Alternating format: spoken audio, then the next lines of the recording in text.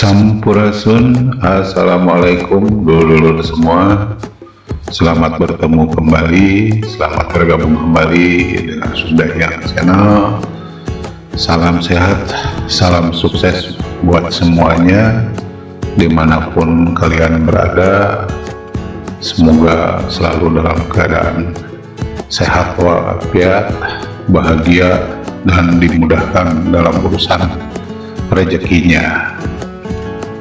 Seperti biasanya, tim Sudah yang channel kali ini melakukan kegiatan mancing liar di spot atau tempatnya adalah kawasan Waduk Saguling, Waduk Saguling di daerah Bandung Barat ya, di daerah Bandung Barat gitu.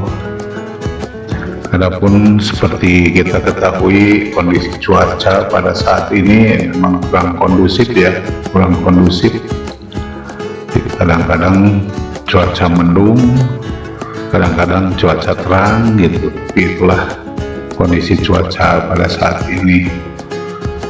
Akibat dari hujan yang terus-menerus, khususnya di daerah Bandung ya. Debit, nah ini debit air Waduk Saguling lumayan naik nih, lumayan naik gitu. Sehingga perubahan dalam pemberian umpan juga berbeda ini gitu. Jadi umpan yang kita gunakan sekarang ini dominan adalah lumut sawah ya, lumut sawah. Itu lumut sawah.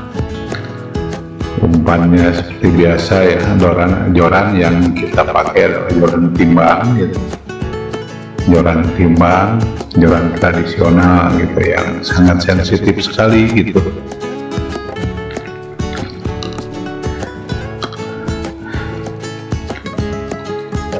Terima kasih sekali lagi kepada dulur-dulur yang sudah bergabung dengan Sudah yang channel. Salam sukses buat semuanya. Semoga kesuksesan menyertai kita semua, amin. Dan bagi yang baru saja menemukan channel ini, silahkan gitu, jangan sungkan, jangan ragu untuk subscribe, untuk like dan komen, sehingga Sudah yang segera bisa mengunjungi channel dulu semua gitu.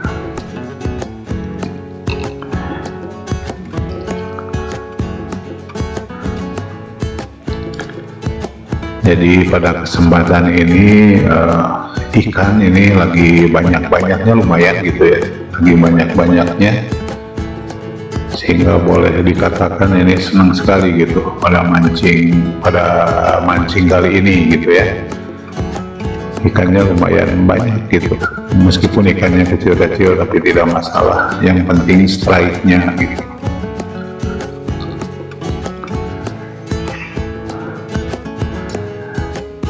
Sekali lagi gitu, mohon maaf bila mana pada kesempatan kali ini gitu ada hal-hal yang kurang kondusif, kurang berkenan, mohon dimaafkan gitu. Dan terlebih bila mana ada hal-hal yang perlu ditanyakan atau dikomentari, silahkan komentari saja gitu. Yang penting komentar itu bisa mendukung buat perkembangan channel. Tanpa perlu berlama-lama, selamat menonton, selamat menyaksikan. Dan satu hal yang selalu dipesankan adalah jangan lupa bahagia.